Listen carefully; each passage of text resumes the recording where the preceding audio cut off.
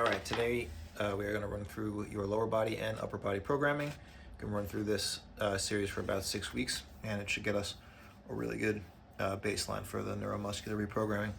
So we are going to start out with the toe lifts. So you go against the wall, walk your feet out. The further you walk out, the more pressure you're going to get. You lean off the wall a little bit, engage your glutes, engage your quads. So push your knees backwards the whole time. Lift your toes, and then push your feet into the ground. The whole time, your legs are staying active, meaning your quads are flexing, your glutes are flexing, you're pushing your feet in, so you're really getting the lower leg to work. You want to do sets of 20 of these before we switch to the calf raises. The whole time, we keep the quads flexing, because after a few reps, they're gonna want to turn off. So we're gonna rep this 20 times. Then, we're gonna go to our calf raises. So we come against the wall again. The further we lean forward, the more pressure we get. We want that maximum angle flexion. We also want the hips as far forward as possible, so that way we're not bent in the hip.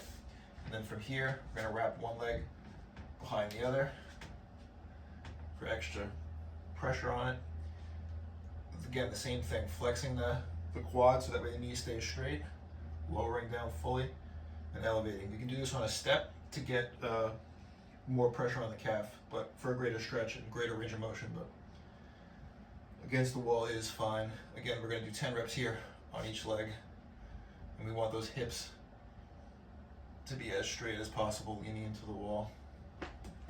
So you'll go toe raises, calf raises, essentially 20 of each. So 20 double leg here, 10 on each leg. You can go back and forth between the two lower leg exercises 3 times each, and then move on to the upper leg exercises. So after your 3 sets there, we can move into 3 sets of our Patrick steps. So we're gonna use something for balance, and then essentially it's the limbo practice. So the hips stay straight as we tip back and up again. Notice how I try to get a little pause at the end here, keeping my glutes engaged on the balancing leg, quads fully engaged, ankle engaged. This is just for stability. This doesn't have to be a balancing act, but at some point I can just rep these in open space. But we don't need that balance challenge. We can use the hand. We're just not using it to upright ourselves. 5 on each leg, then rest. Do 5 on each leg again. Go for 3 to 5 sets here. This is a really nice one because it gets us to be able to react to bending our knees while keeping our hips straight and engaging our glutes. So it's a really beneficial exercise. So you just run straight through those sets. Then we move on to our hamstring and quad exercises, which we're going to use the Nordics for.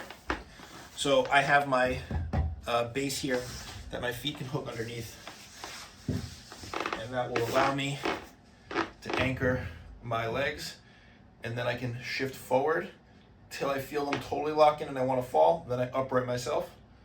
So I can do 5 to 7 sets of these style, or I can find where I have a good tension on the hamstrings, keep them locked in, and then hinge and come up again. I can do 5 of those. The idea is we want to keep both hamstrings engaged the whole time, that strong flex, that strong pull. Now we also did the explosive style where we try to hold the hamstrings until we fall and then push up to get ourselves to come back. This is a little more entertaining, but it doesn't give as good of a signal because as we fall, we lose that good pull, and then we have to pick it back up again here. But for exercise fatigue, it's a great variation to throw in to keep it interesting. Then we're going to go to our reverse Nordics.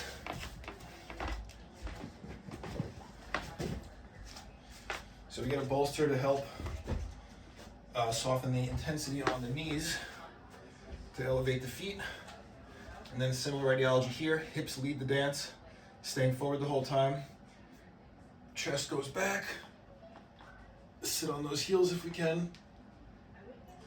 And then the hips lead to come up. We can rep out 7 or so reps here.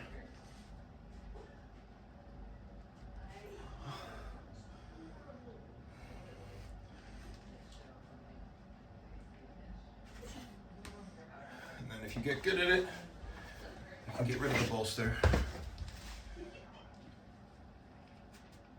But I'm not there today. So after we've done our hamstring and lower leg work, then we can get into our primary exercise, which is the reverse Nordic. So again, I have my stand here behind me that I'm going to elevate my leg on. We find that height that feels good for your hips, where you're getting a good stretch in your quad. And you want to be dropping back as deep as possible.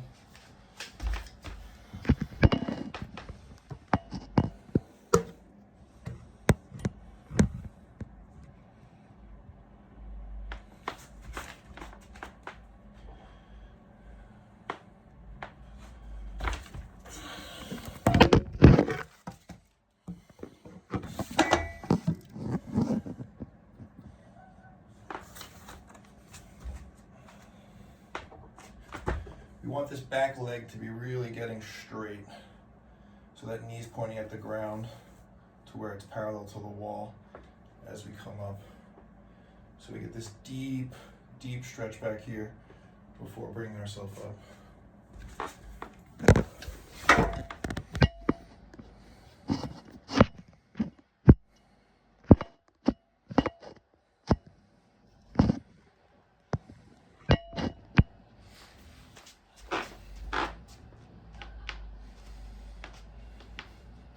So we're gonna do 5 on each leg, again, where we shift, and then go back to get that deep bend, and then drop in deeper once we have that deep angle.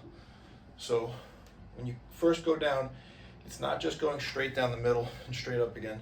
We're gonna drop down the middle, we're gonna shift the hips back so we get the full closure of the knee, then we're gonna bend down even deeper into the front knee to get that drop down of the pelvis, and then we go straight upright by squeezing the glutes, squeezing the hamstring, pushing on the foot of the back leg to come up again. So we'll do 5 on each leg there for 5 sets. That is the primary exercise for repatterning the hips there. Then we will move on to the upper body. So we start off with our warm-up exercise to get our cueing right. So our head's gonna come against the back of the wall. We're gonna get that chin tuck.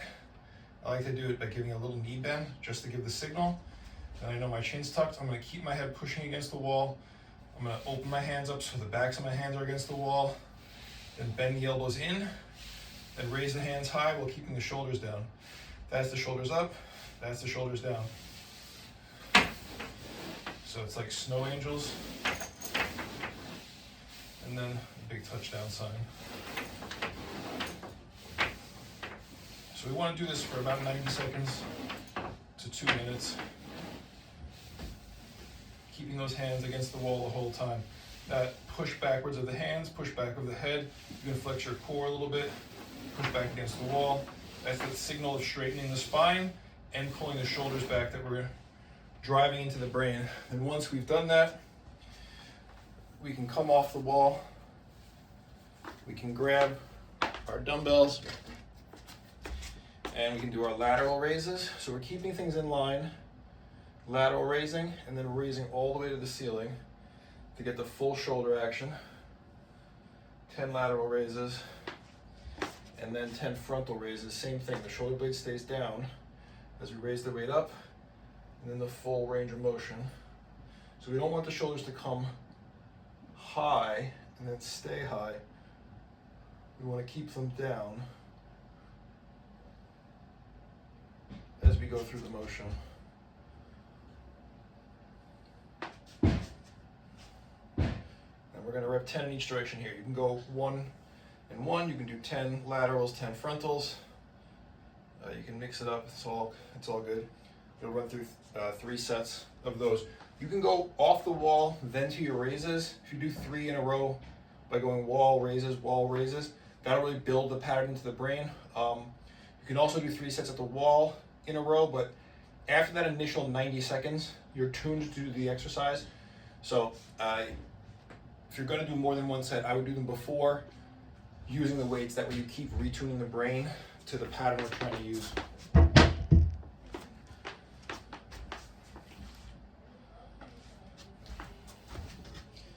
After that, we're going to do our Zoltman curls. So you grab the dumbbell on the bell, or if it's a bigger one, choking up as much as you can on one side. But you want the weight to be offset to the side. And then the weights are out.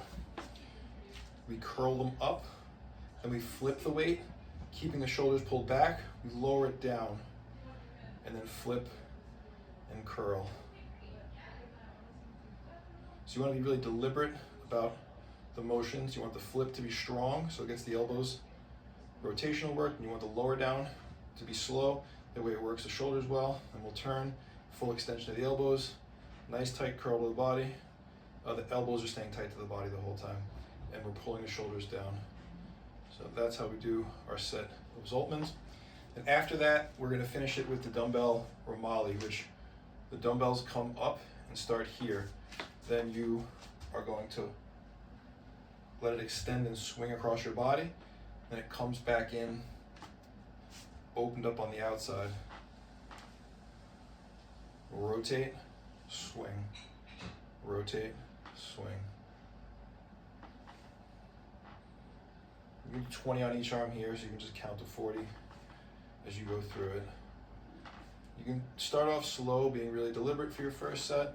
And then if you're starting to feel like you can get the flow into it, then you can start trying to work more of a flowing set.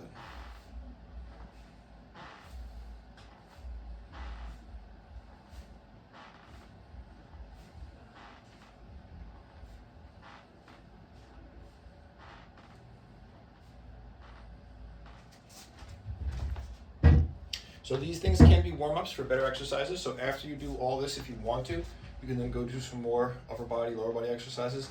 If not, this is a nice little rehab circuit. You can run through the rumali a few times, give yourself 5-10 minutes of that if you want to get a bit more of a sweat, more of a shoulder workout in there. If you have any questions, feel free to reach out.